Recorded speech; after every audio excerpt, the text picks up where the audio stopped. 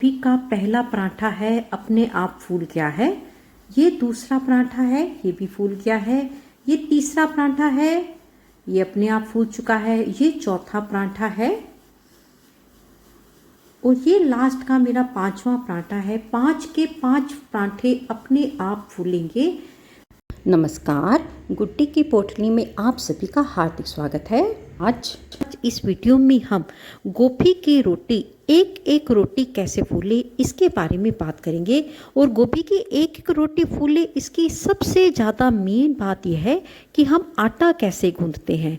सारी रोटी का फूलना हमारे आटे गूंथने पर निर्भर करता है। यदि हम आटा ही अपना अच्छे से ठीक नहीं गूंदेंगे तो जितना मर्जी जोर लगा ले रोटी नहीं फूलेगी। रोटी बेलते समय रोटी की कौन सी साइड चकले के ऊपर आनी चाहिए और कौन सी साइड चकले के साथ लगी होनी चाहिए। रोटी की कौन सी साइड तवे के ऊपर होनी चाहिए और कौन सी साइड तवे के साथ यानी नीचे होनी चाहिए। रोटी किस हाथ से तवे पर डालनी चाहिए। गोभी की रोटी बनाने के लिए गोभी कैसे खरीदें, गोभी कद्दूकस कैसे करें, गोभी पानी ना छोड़े ताकि बेलते समय रोटी फटे नहीं और रोटी में हम नमक कैसे डालें, इन सारी बातों को हम इस वीडियो में लेकर आए हैं। यहाँ पर हम गोभी की 5 रोटी बना रहे हैं और पांचों की पांचों रोटी फूल रही हैं।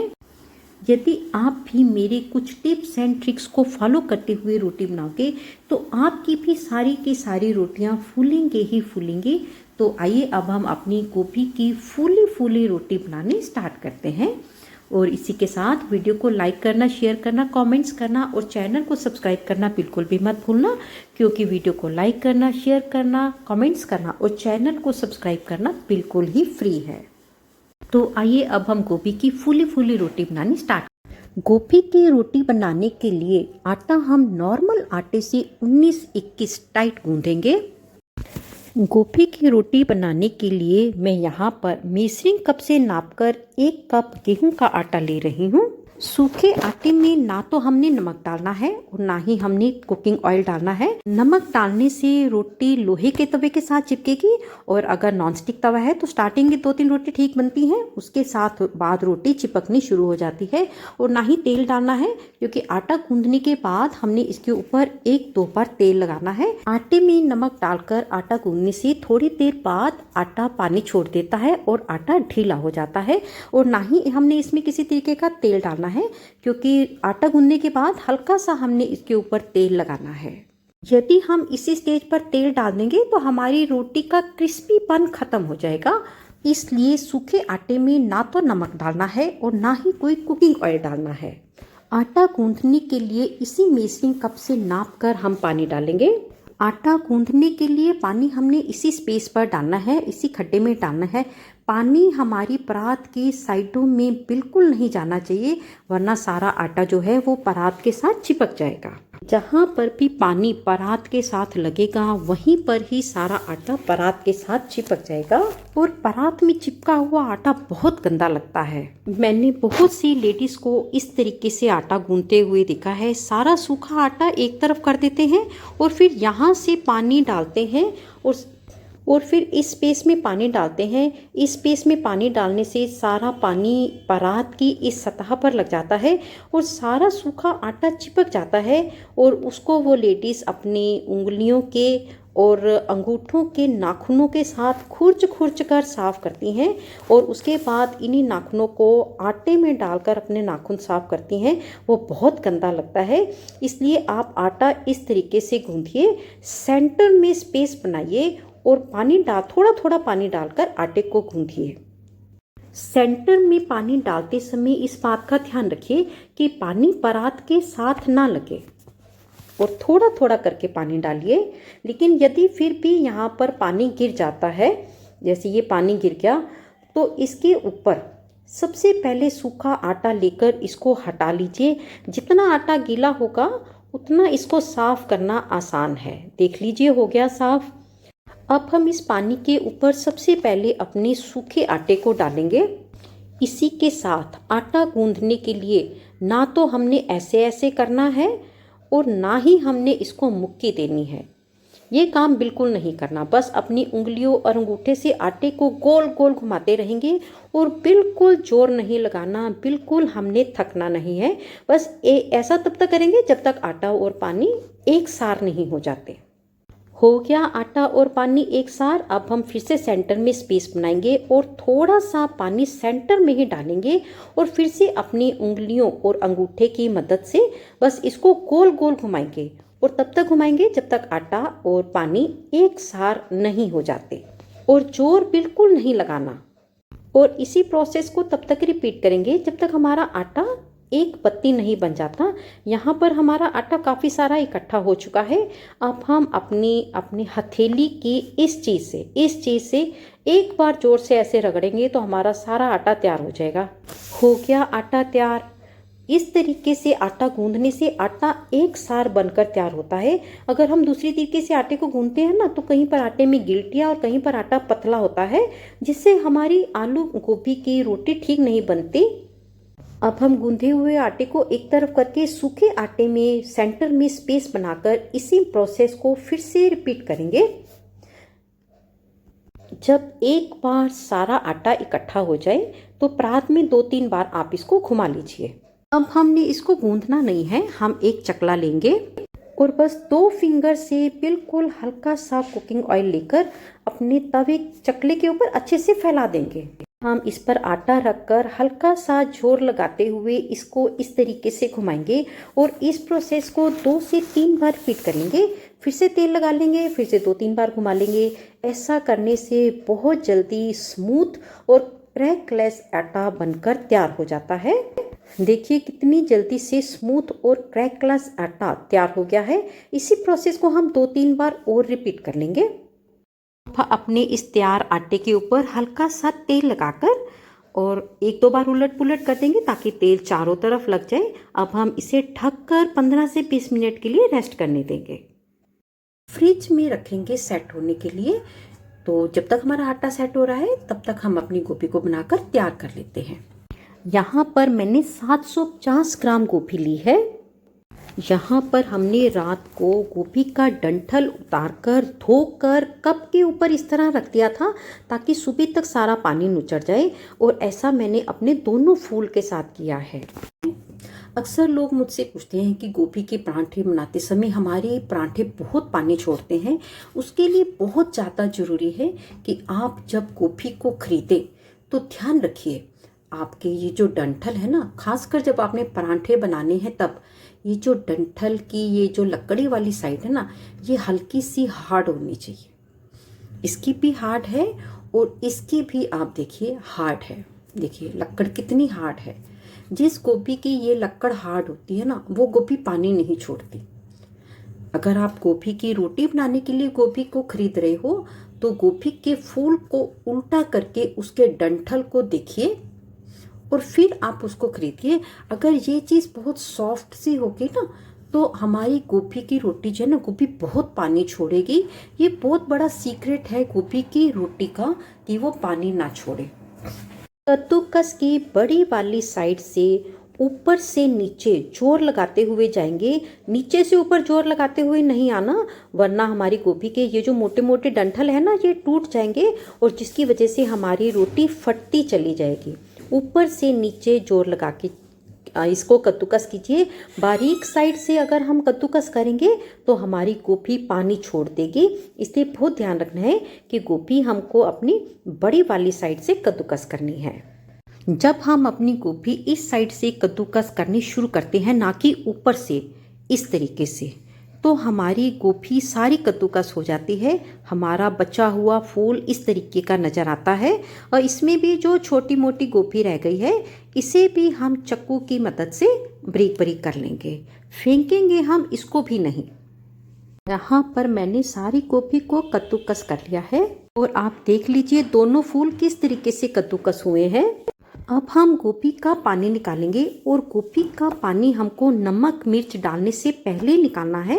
अगर हमने नमक मिर्च डालने के बाद पानी को निकाला तो सारे नमक मिर्च का बैलेंस खराब हो जाएगा, जिसकी वजह से हमारे बने बनाए पराठे जो है ना वो बकबके हो जाएंगे।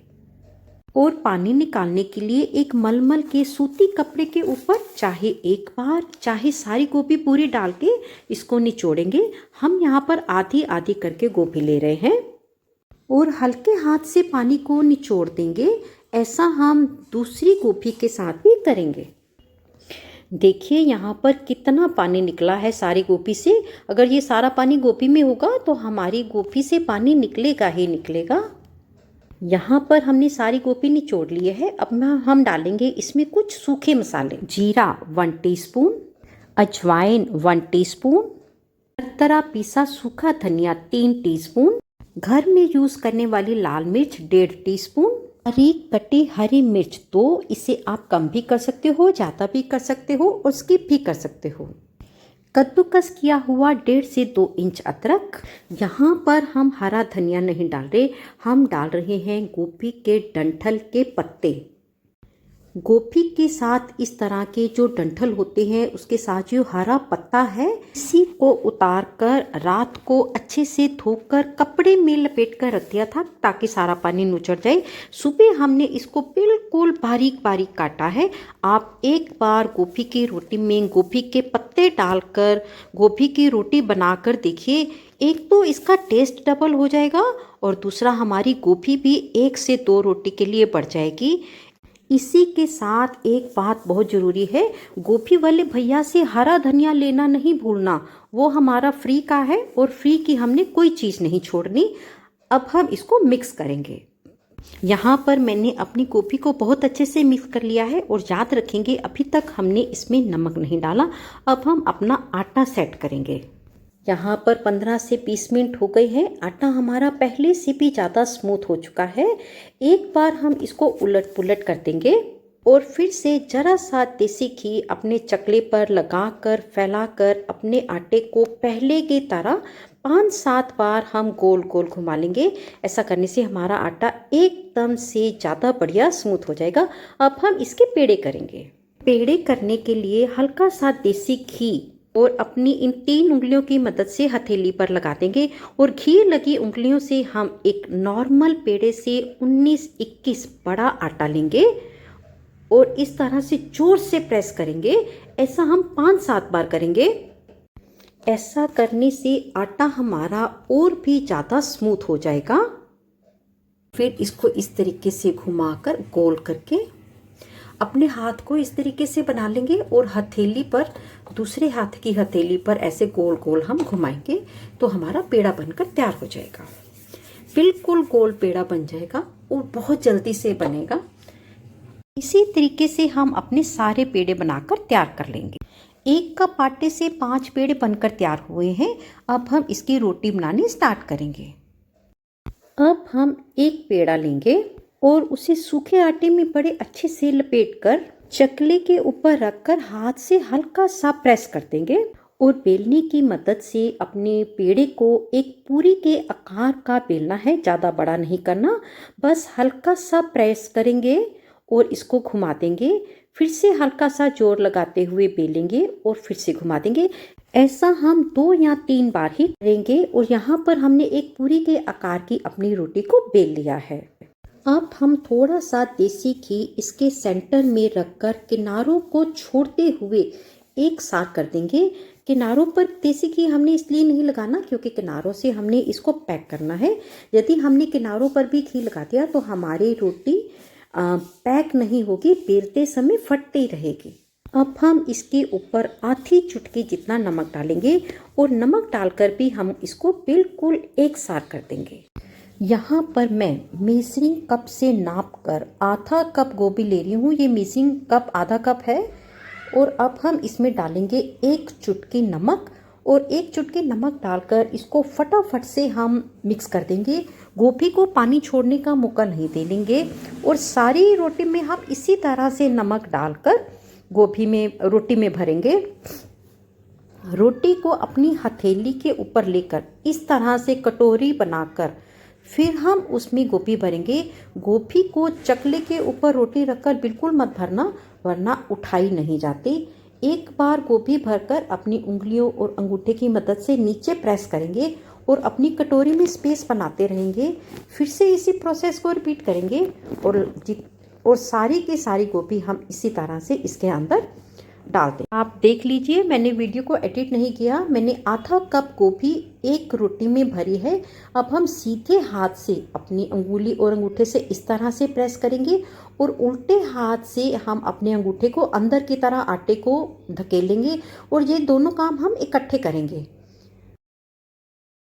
और जब हमें लगे गोभी थोड़ी सी बाहर आ रही है तो उंगली से अंदर प्रेस करके अपने प्रोसेस को फिर से रिपीट करेंगे। यहाँ पर मैंने अपने पेड़े को पैक कर लिया है। अब हम रोटी बेलते समय ये वाली साइड ऊपर रखेंगे, हल्का सा प्रेस कर देंगे। अब हम लगाएंगे इसको सूखा आटा। सूखा आटा हम एक ही बार अच्छे से लगा लेंगे, बार बार उठाकर रोटी पर सूखा आटा नहीं लगाएंगे और हल्का हल्का सा हम सूखे आटे में अपनी रोटी को प्रेस करते रहेंगे। बस अब हम इसको चकले पर रखकर भी हल्का हल्का सा प्रेस करके अपनी गोभी को एक सार कर लेंगे। बस अब हम इसको बेलेंगे, इसके ऊपर कोई सूखा आटा हमने नहीं लगाना। रोटी बेलते समय आपने जोर बिल्कुल भी नहीं लगाना, बस हल्का सा जोर देते हुए बेलने को एक बार घुमाया, रोटी को घुमा लिया, फिर से एक बार हम बेलने से रोटी को घुमाएंगे और साइड चेंज कर देंगे। और आप देख सकते हैं कि हमारी रोटी गोल गोल भी घूम रही है। हमें बार बार उठाकर सूखा आटा नहीं लगाना पड़ रहा है। देख ली, बस इसी स्टेज तक हमने अपनी रोटी को बेलना है। रोटी बेलते समय अगर हमें हल्का सा कहीं से भी लगे रोटी फट रही है तो बस चुटकी की मदद से हम इसके ऊपर जरा सा सूखा आटा स्प्रिंकल कर देंगे। रोटी को हमने सीधे हाथ से अपने तवे के ऊपर डालना है। रोटी की ऊपर वाली साइड तवे के साथ लगेगी और नीचे वाली साइड तवे से ऊपर आएगी, तभी हमारी रोटी बिल्कुल ठीक बनेगी। एक बार पूरी रोटी बेलने के बाद रोटी को उठाकर लेफ्ट राइट बिल्कुल मत करना, वरना रोटी टूट जाएगी। अब हम इसको अपने तवे पर डालेंगे। रोटी को मैंने मिडल फ्लेम पर रखकर हल्का सा गर्म किया हुआ है। आप देख लीजिए, रोटी को मैं सीधे हाथ से डाल रही हूँ। सीधे हाथ से डालने के बाद ऊपर वाली साइड नीचे चली गई है और नीचे वाली साइड ऊपर आ गई है, तभी हमारी रोटी फूलेगी। यहाँ पर हमारी रोटी ने हल्का सा कलर चेंज कर लिया है। अब हम इसकी साइड को चेंज कर देंगे। एक बार साइड चेंज करने के बाद बीच बीच में हम हल्का सा अपनी रोटी को घुमाते रहेंगे। ऐसा करने से हमारी रोटी नीचे से बिल्कुल एक सार पकेगी। पर मैं अपनी रोटी को पलटाकर देख रही हूँ और देखिए नीचे से बिल्कुल एक सार गोल्डन ब्राउन हुई है। अब हम इसके ऊपर देसी घी लगाएंगे। कुछ घरों में पराठे के दोनों तरफ घी लगाया जाता है और कुछ घरों में एक तरफ लगाया जाता है। मैं यहाँ पर एक तरफ घी लगाऊंगी। आपके घर में जैसे पसंद करते हैं आप उसी तरह से घी लगाकर अपनी रोटी को सेकिए। और मज़ा आ गया, घी लगाते ही हमारी रोटी फूल गई है। आप भी अगर इसी तरीके से रोटी बनाओगे तो आपकी भी एक एक रोटी फूलेगी। मैं आपको यहाँ पर 5 की 5 रोटी फुला कर दिखाऊंगी। ये मेरी पहली रोटी है। अब हमें इसकी साइड को चेंज करके दूसरी साइड इसको गोल्डन ब्राउन होने तक पका लेंगे। ये मेरी दूसरी रोटी है और आप देख लीजिए कि दूसरी रोटी भी हमारी अपने आप अच्छे से फूल रही है। ये मेरी तीसरी रोटी है और आप देख लीजिए ये रोटी भी मेरी अच्छे से अपने आप फूल रही है। अभी तक हमने 3 रोटी बनाई है और तीनों की तीनों रोटी फूल चुकी हैं। ये मेरी चौथी रोटी है और चौथी रोटी भी घी लगाने के बाद अपने आप फूल रही है। ये मेरी 5वीं रोटी है और 5वीं रोटी भी अपने आप फूल रही है। यहाँ पर देखिए पांचों की पांचों रोटी अपने आप फूल कर तैयार हो गई हैं। अब हम इसे सर्व करेंगे और सर्व करने के साथ मैं आपको रोटी खोल कर दिखा रही हूँ कि किस तरह से हमारी रोटी फूलने के बाद दोनों साइड आपस में चिपकी हुई नहीं है। ऊपर की साइड अलग है और नीचे की साइड बिल्कुल अलग है। गोभी की रोटी को मक्खन के साथ, चाय के साथ, दही के साथ, अचार के साथ, किसी भी चीज़ के साथ सर्व किया जा सकता है। हम यहाँ पर इसको मक्खन के साथ सर्व कर रहे हैं और चाय के साथ सर्व कर रहे हैं। आपको मेरी ये गोभी की रोटी कैसी लगी, बनाकर कैसी लगी, प्लीज़ प्लीज़ प्लीज़ मुझे कमेंट बॉक्स में लिखकर ज़रूर बताइएगा। जल्दी ही मिलेंगे एक और वीडियो के साथ, तब तक के लिए देखते रहिए गुड्डी की पोटली। नमस्कार, धन्यवाद।